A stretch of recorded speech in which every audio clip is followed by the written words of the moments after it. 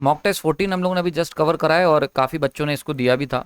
And आज हम लोग उसके सॉल्यूशन को डिस्कस करेंगे। तो ये जो आज हम लोग सॉल्यूशन डिस्कस करेंगे, ये ना केवल आपके लिए, आपको जिन लोगों ने मॉक टेस्ट दिया उनके लिए हेल्पफुल होगा, बल्कि आपको पता चलेगा कि किस तरीके के क्वेश्चंस एग्जाम में आ सकते हैं। और साथ ही साथ मॉक टेस्ट मैं सभी लोगों को सजेस्ट करूंगा, जो भी सुपर प्राइम के हमारे मेंबर्स हैं और जो नहीं है, जो भी इंटरेस्टेड हैं, उन सबको देना चाहिए। इससे मैंने आपको बताया भी था एक शॉर्ट में कि हम लोग ये जो प्लान कर रहे हैं कि जो भी आप पढ़ रहे हो ना, आपने कितना सीखा है, वो मेरा जो मॉक टेस्ट होगा इसको मैं मैक्सिमम खुद डिज़ाइन करने की कोशिश करूंगा। और कुछ अच्छे क्वेश्चंस अगर मिल जाते हैं तो वो भी हम रख लेंगे, ऐसा कोई टेंशन नहीं है।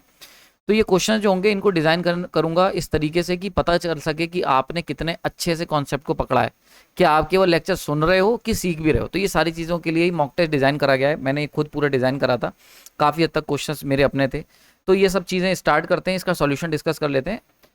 ओके, जैसे क्वेश्चन यहाँ पर पूछा गया था, अगर हम लोग ना क्लीन बल्ब सरफेस का इस्तेमाल करते हैं तो मेंटेनेंस फैक्टर क्या होगा। देखो, मेंटेनेंस फैक्टर जो है बेसिकली, अगर हम बल्ब की बात करते हैं तो मेंटेनेंस फैक्टर हमेशा बल्ब का या किसी भी एक कह सकते हो इल्यूमिनेटिंग सोर्स का हमेशा 1 से कम होता है। ठीक है, हमेशा याद रखना 1 से कम होता है, मतलब इसको इस तरीके से बनाएंगे। ठीक है, तो मेंटेनेंस फैक्टर जो होगा वो हमेशा 1 से कम होगा, चाहे तुम कुछ भी कर लो, प्रैक्टिकली पॉसिबल ही नहीं है।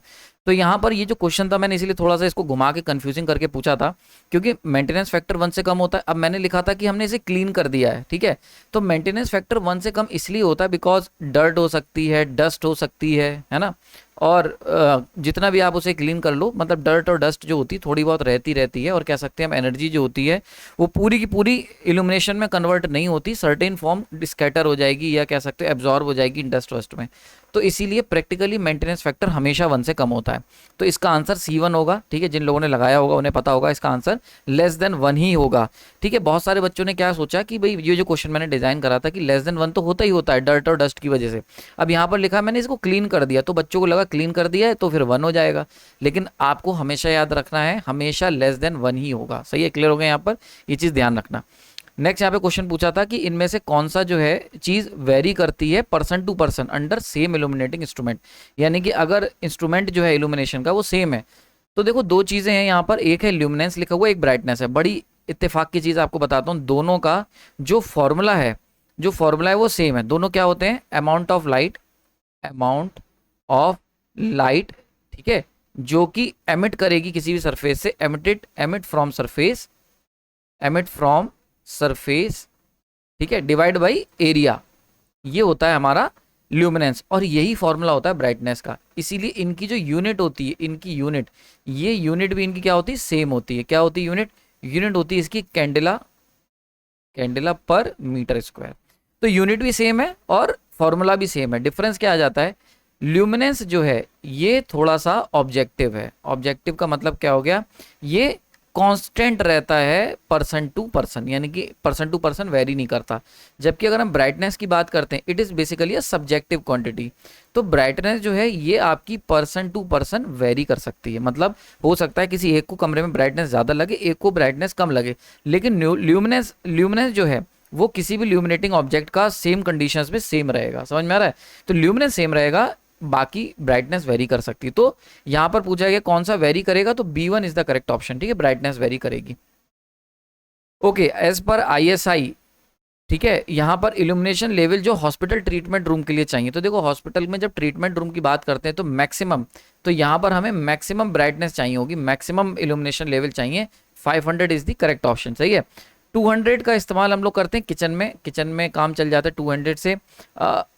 300 जो है ये हमारा बेडरूम है, 150 होता है आपका डाइनिंग। ठीक है, तो याद रखना ये सारी चीज़ें आपको जो है याद रखनी, बिकॉज मैंने देखा है कि बहुत बार ना ये सारे फैक्ट बेस्ड क्वेश्चन है, इसके लिए कुछ हम लोग कर नहीं सकते, आपको ये याद ही रखने पड़ेंगे।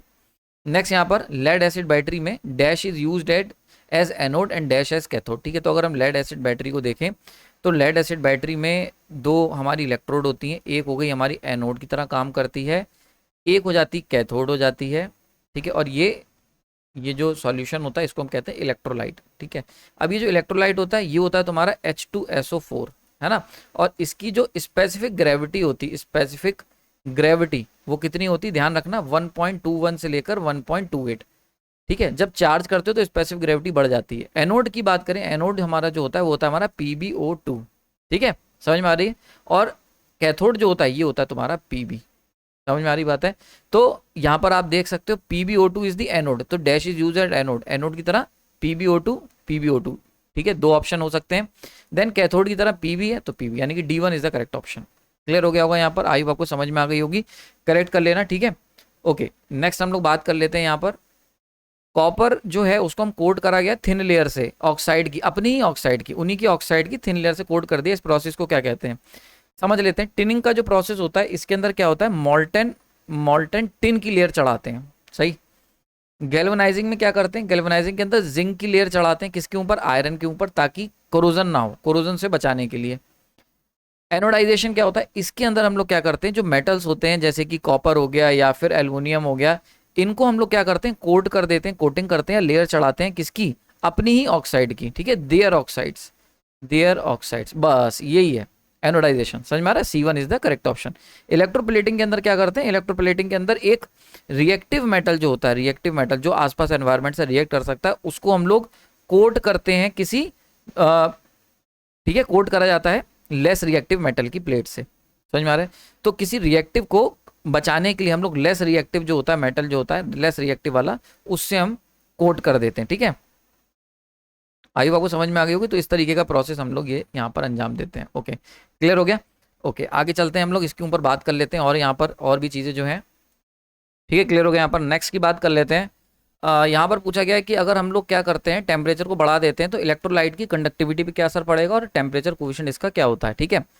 देखो बहुत ध्यान से समझो, इलेक्ट्रोलाइट जो होता है मैंने आपको बताया था, यहाँ पर ऊपर हमने शो करा था, ये रहा इलेक्ट्रोलाइट। तो इलेक्ट्रोलाइट जो होता है इसका जो टेम्परेचर कोएफिशिएंट होता है वो निगेटिव होता है ना। निगेटिव टेम्परेचर कोएफिशिएंट का मतलब क्या हुआ कि टेम्परेचर अगर बढ़ाओगे तो रेजिस्टेंस घटेगा, that is what we mean by negative temperature coefficient, सही। तो यहाँ पर तो आ जाएगा निगेटिव, ठीक है। अब इसकी वजह से क्या होगा, टेम्परेचर बढ़ाओगे रेजिस्टेंस कम होगा तो कंडक्टिविटी क्या होगी, बढ़ जाएगी, तो कंडक्टिविटी इंक्रीज करेगी, तो इंक्रीज एंड नेगेटिव, तो A1 is the correct option. समझ में आ रही बात है, क्लियर हो गया होगा कि भाई इसकी कंडक्टिविटी बढ़ेगी और टेम्परेचर कोएफिशिएंट नेगेटिव होता है। ओके, नेक्स्ट हम लोग बात कर लेते हैं कि रिन्यूएबल एनर्जी कंट्रीब्यूशन के हिसाब से हमें इनको अरेंज करना था डिक्रीजिंग ऑर्डर में, सही है, डिक्रीजिंग ऑर्डर में। तो जैसे सोलर है, सोलर हमारा कंट्रीब्यूट करती है रिन्यूएबल एनर्जी में 45%, विंड कंट्रीब्यूट करती है हमारा 23.5%, हाइड्रो 23.3% एंड बायो 5.6%, ठीक है। So that is the decreasing order. तो सबसे ज़्यादा कौन कंट्रीब्यूट करेगा, सबसे ज़्यादा कंट्रीब्यूट करेगा सोलर, देन उसके बाद विंड, सोलर देन विंड, ठीक है, देन उसके बाद हाइड्रो, देन उसके बाद बायो। तो B1 is the correct option, सही है, समझ में आ रही बात है, क्लियर हो गया होगा। नेक्स्ट यहाँ पर क्या है, हमें बताना है रिन्यूएबल एनर्जी सोर्सेज को अरेंज करना है इंक्रीजिंग ऑर्डर में ऑफ देयर कैपेसिटी फैक्टर। देखो इस तरह क्वेश्चन बहुत आते हैं इंक्रीजिंग और डिक्रीजिंग ऑर्डर वाले, बिकॉज यहाँ पर प्रेजेंस ऑफ माइंड का चेक हो जाता है, ठीक है ना। कैपेसिटी फैक्टर, सबसे पहले इसको समझ लेते हैं। कैपेसिटी फैक्टर होता है कि भैया एनर्जी जनरेट कितनी कर रहे हो, एनर्जी जनरेट कितनी कर रहे हो डिवाइड बाई रेटेड, तुम मतलब कितनी बनाने के लिए तुम्हें रखा गया था, रेटेड जनरेशन कितना है, ठीक है। तो जैसे कोई भी हम लोग रिन्यूएबल एनर्जी सोर्सेज की बात करते हैं, मान के चलते हैं हमने 500 वॉट का हमारा जनरेशन रेटेड था, लेकिन जनरेट कितना हो रहा है 300, तो कैपेसिटी फैक्टर कितना हो गया 300 डिवाइड बाई 500, ठीक। तो अगर हम इसकी बात करें तो जियो सबसे अच्छी होती है इसकी 90%, मतलब अगर रेटेड 100 के लिए है तो 90 तो बना ही रहा होगा, ठीक है। हाइड्रो 30 से 80% की कैपेसिटी फैक्टर होता है। देन बायो, इसको मैंने सब कवर कराई, पूरा का पूरा पेपर जो था वो जो मैंने आपको एग्जाम पॉइंटर सीरीज है वहाँ से आया हुआ है। तो मैंने आपको टॉपिक पहले ही दे दिए थे, खुला चैलेंज है, आप पढ़ के आए, मैं आपको टॉपिक पहले ही दे दूंगा एंड देन उसी की बेसिस से आएगा 20 to 50% and then solar 10 to 25%, ठीक है। तो हमें क्या करना था, हमें इंक्रीजिंग ऑर्डर में, तो ये ऑर्डर हो गया इसका, यानी कि सबसे पहले सोलर देन विंड, फिर bio, hydro, geothermal. C1 is the correct option, सही है। नाउ नेक्स्ट है यहाँ पे Kurnool ultra mega solar power कहाँ पर सिचुएटेड है, तो सबसे पहले सिचुएटेड है आंध्र प्रदेश में। अब आंध्र प्रदेश 2 दे रखे हैं। सेकंड ऑप्शन डैश है कैपेसिटी, तो कुरनूल जो है इसकी कैपेसिटी कितनी, 1000 मेगावाट है, ठीक है, 1000 megawatt. C1 is the correct option.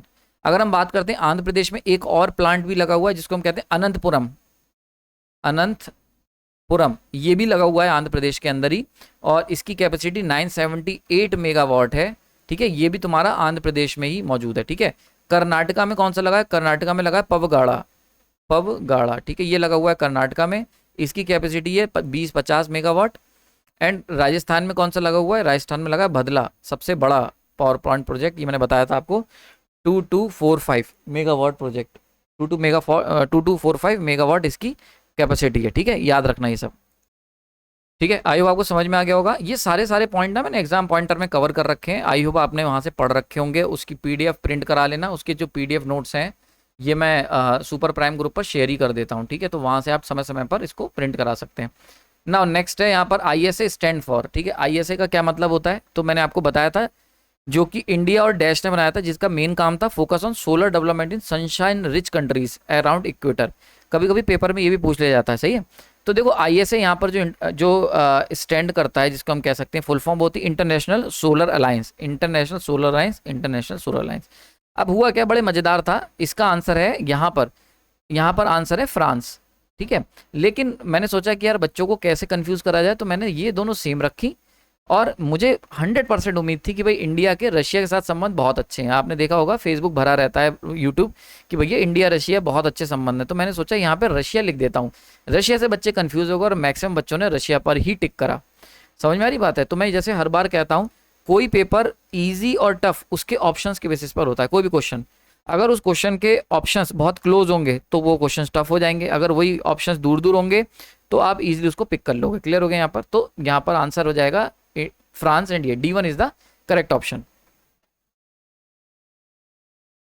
Okay, यहाँ पर दे रखा है, अगर मान लेते हैं if someone alter the meter, meter के साथ अगर कोई छुआछेड़ करता है तो कौन सा सेक्शन पेनाल्टी के लिए माना जाता है, तो याद रखना सेक्शन नंबर 44, हमेशा याद रखना सेक्शन नंबर 44 जो है वो पेनाल्टीज के ऊपर काम करता है, जो कि मीटर या एनर्जी मीटर के साथ अगर आप कोई छुआछेड़ करते हो। समझ में आ रहा है।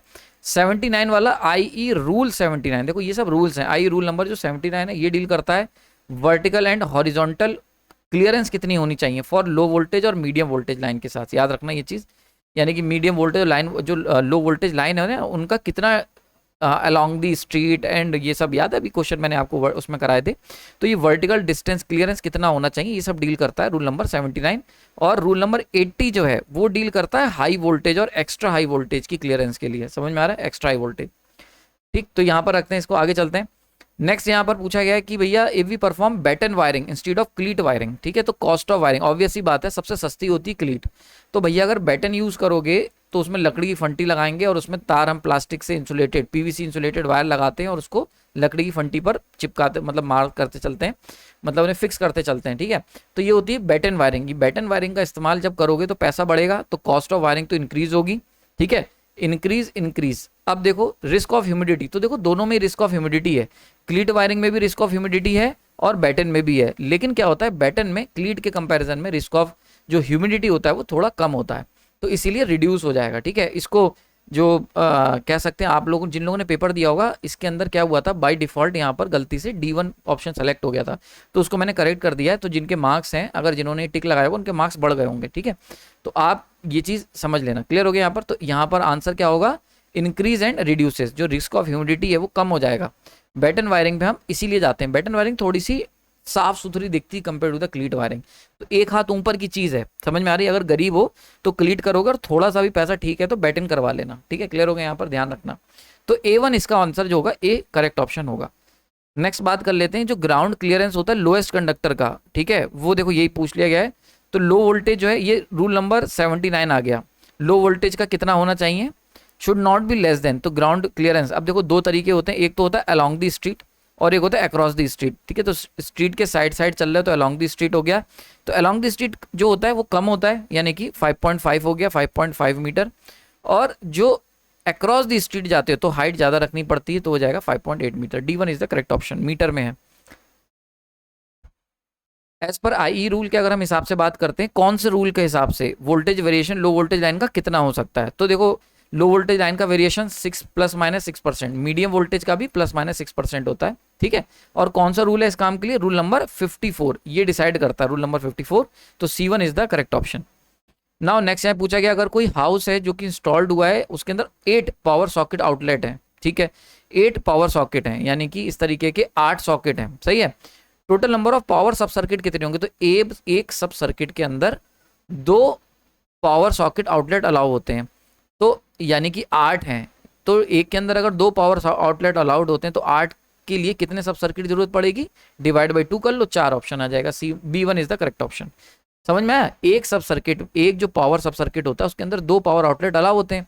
यहाँ दे रखा है 8, तो 8 के लिए कितने होंगे, डिवाइड बाई 2 इक्वल टू 4 हो गया यहाँ पर, ठीक है। नेक्स्ट यहाँ पर पूछा गया है कि अगर हम बात करते हैं IS स्टैंडर्ड की, तो अर्थिंग के लिए कौन सा यूज होता है। तो देखो ये जो 375 और 1951 वाला ये यूज होता है ड्राइंग के लिए, इलेक्ट्रिकल ड्राइंग। 732 और 1989 ये यूज होता है आपका इंस्टॉलेशन के लिए, इलेक्ट्रिकल इंस्टॉलेशन ना। अब बड़ा इंटरेस्टिंग है, हम लोग इतना ही बस लेके चलते हैं कि IS 3043 ये यूज होता है अर्थिंग के लिए। अब देखो यहाँ पर मैंने आप लोग कंफ्यूज करने के लिए क्या करा, मैंने ईयर चेंज कर दिया, तो बहुत सारे लोगों ने उसमें फंस गए, बहुत सारे लोग। तो 1989 ये कोई रूल ही नहीं है, ये अर्थिंग के लिए काम नहीं करेगा। 1987 that is the correct option, D1 is the correct option. तो ये मैंने कंफ्यूज करने के लिए करा था और बहुत लोग फंसे इसके अंदर, बहुत लोगों ने गलत ऑप्शन को टिक करा। नेक्स्ट क्वेश्चन की बात कर लेते हैं। As per I rule minimum cross section aluminium conductor का कितना होना चाहिए और कॉपर का। तो देखो ऑब्वियस सी बात है, एल्युमिनियम का, एक तो ये बात याद रखो मोटे मोटे तौर पे कि एल्युमिनियम का जो क्रॉस सेक्शन होगा वो ज्यादा होगा और कॉपर का क्रॉस सेक्शन कम होगा, ठीक है, क्योंकि एल्युमिनियम कंडक्टिविटी कम होती है कॉपर कंपैरिजन में। तो अगर मान लेते हैं ऑप्शन तुम्हें ऐसे दे रखे होते कि एल्युमिनियम और कॉपर के बीच में सारे ऑप्शन में से केवल एक ऑप्शन ऐसा होता है जिसमें एल्युमिनियम का साइज ज्यादा होता है कॉपर कम, तो डायरेक्टली आंसर टिक लगा सकते हो। लेकिन अगर हम स्पेसिफिक बात करें तो एल्युमिनियम का होता है कितना 1.5 mm स्क्वायर और कॉपर का होता है 1.25 mm स्क्वायर, ठीक है। तो कॉपर का 1.25, एल्युमिनियम का 1.5, A1 is the correct option. Maximum लोगों ने इसको सही लगाया है, good. If there are 20 wiring points तो मिनिमम इंसुलेशन रेजिस्टेंस कितना होना चाहिए। तो IR इक्वल टू कितना होता है 50 मेगा ओम डिवाइड बाई कितने नंबर ऑफ वायरिंग पॉइंट्स हैं, तो 20, तो ये आ जाएगा 2.5 मेगा। ये क्वेश्चन मैंने कराया भी था, B1 is the correct option, ठीक है। काफी लोगों ने लेकिन फिर भी गलत कर दिया इसको एग्जाम में, ये मैंने एग्जाम पॉइंटर सीरीज में कराया भी था, ठीक है। नेक्स्ट यहाँ पर DPST स्विचेस के बारे में बताया जा रहा है। DPST इसका मतलब क्या हो गया, double pole. Double pole, double pole का मतलब क्या हो गया भैया कि 2 इनपुट सर्किट हैं जिसको हम कंट्रोल कर रहे हैं स्विच से, सही है। और ST का मतलब होता है सिंगल थ्रो। सिंगल थ्रो मतलब 2 सर्किट इनपुट के अलग अलग जरूर हैं लेकिन आउटपुट जो है वो हमारा एक ही होने वाला है। आउटपुट कनेक्शन क्या है, एक ही से हम कनेक्ट कर रहे हैं उन दोनों को, ठीक है। तो 2 इनपुट हैं लेकिन कनेक्ट उसको एक ही आउटपुट से कर रहे हैं। A1 is the correct option, सही है। क्लियर हो गया यहाँ पर। नाउ लास्ट क्वेश्चन देख लेते हैं। इनमें से कौन सा जो है which one of the following tender allow supply to submit tender only by invitation, ठीक है, केवल हम इन्विटेशन से हम कर सकते हैं। तो देखो इन्विटेशन से जब भी हम भेजते हैं मतलब इसका मतलब क्या हुआ कि इसे टेंडर निकाला जाता है। एक होता है ओपन टेंडर, ओपन और फर्स्ट स्टेज में क्या होता है कि हम अखबार में निकलवा देते हैं और सबको अलाउ करते हैं। देन एक होता है हमारा कि हमें क्या होता है अगर टाइम की कमी होती है तो हम क्या करते हैं, हम लोग नेगोशिएशन वाला कर लेते हैं। और एक होता है हमारे पास सेलेक्टिव टेंडर, ठीक है। सेलेक्टिव टेंडर में क्या होता है कि हमें बहुत ही टेक्निकल स्पेसिफिकेशन चाहिए होती है तो हम लोग केवल लिमिटेड सप्लायर जो उस टेक्निकल स्पेसिफिकेशन और क्वालिटी को प्रोवाइड करते हैं उनको हम इन्विटेशन भेजते हैं, ठीक है। तो ओनली बाय इन्विटेशन से कौन इन्वाइट करा जाता है, सेलेक्टिव टेंडर। तो D1 is the correct option, सही है। तो आई होप आपको इसका मजा आया होगा इसमें जो मॉक टेस्ट जिन लोगों ने दिया था। फिर भी मैं कहूंगा कि जितने भी लोग हैं भाई आपने पैसे अगर जमा करे ही हैं तो मॉक टेस्ट जरूर दें। टेस्ट जितने देते रहोगे आपको पता चलता रहेगा कि जो पढ़ रहे हो वो कितना समझ रहे हो। और साथ ही साथ देखो एक बात याद रखना, एक बात याद रखना मेरी बहुत इंपॉर्टेंट, आपने 1000 पॉइंट पढ़े पर उनमें से कितने आप टच में हो, कितने पॉइंट टच में हो या कितने पॉइंट आप रिवाइज कर रहे हो ना, यही गेम चेंज करेगा। तो आपकी कोशिश क्या होनी चाहिए कि हर दूसरे दिन या चौथे दिन या हर थोड़े दिन में पुराने जो पॉइंट्स तुमने पढ़े हैं उनको टच उनका बनाए रखो, उनको पढ़ते रहो, उनको अपने हाथों से आंखों के नीचे से गुजारते रहो। समझ में आ रही, that is a very important thing. तो जैसे होता है ना कि आप किसी रास्ते से बार बार गुजरे हो तो भले ही तुम उतने कॉन्शियस ना हो पर क्योंकि तुमने कई बार उसको गुजरे हो तो तुम्हें वो याद रहेगा।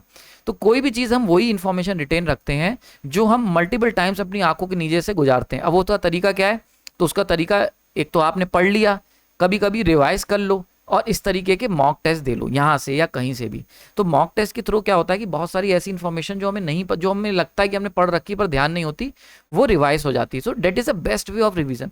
तो इसलिए मैं सबसे कहूंगा कि मॉक टेस्ट जरूर दें, ठीक है। बाकी आपका मन जैसा आपको सही लगे। कीमती समय देने के लिए धन्यवाद। नेक्स्ट वीडियो में बात करेंगे कुछ और टॉपिक्स की और नेक्स्ट मॉक टेस्ट को सॉल्व करेंगे जो अगले संडे होगा। टॉपिक में बहुत जल्द आपको कम्युनिटी सेक्शन पे मिल जाएगा, मैं पोस्ट कर दूंगा कि कौन कौन से टॉपिक पे नेक्स्ट पेपर होने वाला है। Thank you.